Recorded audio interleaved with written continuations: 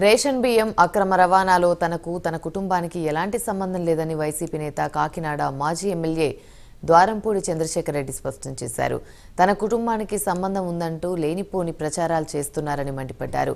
తన తమ్ముడు బియ్యం ఎగుమతి చేస్తాడే తప్ప రాజకీయాలతో అతడికి ఎలాంటి సంబంధం లేదని తెలిపారు. తనపై నిందలు వేసి లేనిపోని ఆరోపణలు చేస్తున్న ఎమ్మెల్యే కొండబాబు రేషన్ బియ్యం సరఫరా చేసే వాళ్ళ దగ్గర 5 లక్షలు తీసుకుంటున్నాడని ద్వారంపూడి చంద్రశేఖర్ ఆరోపించారు. ఆడు ఎక్స్పోర్ట్ చేస్తాడు, తమ్ముడు రైస్ ఎక్స్పోర్ట్ చేస్తాడు. ఇండియాలో 15 16 మా తమ్ముడు. చాలామంది బ్రహ్మాండంగా ఎక్స్పోర్ట్ చేసి కూడా ఉన్నారు. ఇప్పుడు మన ఆంధ్రలో నెంబర్ 1 ఎవరు? వయ్యావుల కేసులు గారు, ఈయంకుడు శ్రీనివాస్ గారే.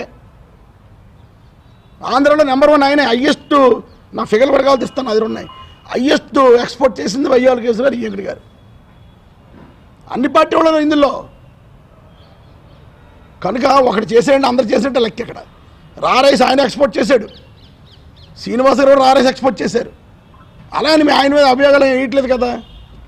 కానీ ప్రతి ఓడి మీద వేసేయటం, నింద వేసేయటం, టీవీలో నాటో గంట 2 గంటలు డిబేట్ పెట్టేయటం. మీరు ఇది కరెక్ట్గా పెట్టుకోండి. నేను అటువంటి లెక్క చేసే మనిషిని కాదనుకోండి.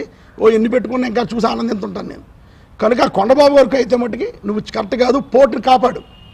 ఈరోజు నువ్వు చేసే నీ పార్టీ, నీ ఉమ్మడి పార్టీ చేసే ఆరోపణ వల్ల కాకినాడ పోటీ దెబ్బతింటుంది. ఈరోజు ఇంటర్నేషనల్గా కాకినాడ నుంచి ఎక్స్పోర్ట్ చేయడానికి భయపడుతున్నారు.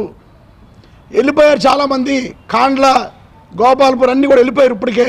రేపు జనవరి నుంచి వెళ్ళిపోతున్నారు మిగతా వాళ్ళు కూడా. CNDF వాళ్ళు నిన్న కాక మనం తీర్మానం చేసుకున్నారు, రైస్ కాకినాడ నుంచి మేము చెయ్యము అని. ఈరోజు దేశంలో ప్రతి చోట కూడా ధాన్యం పండేస్తుంది. రైస్ అవైలబిలిటీ ఎక్కువైపోయింది.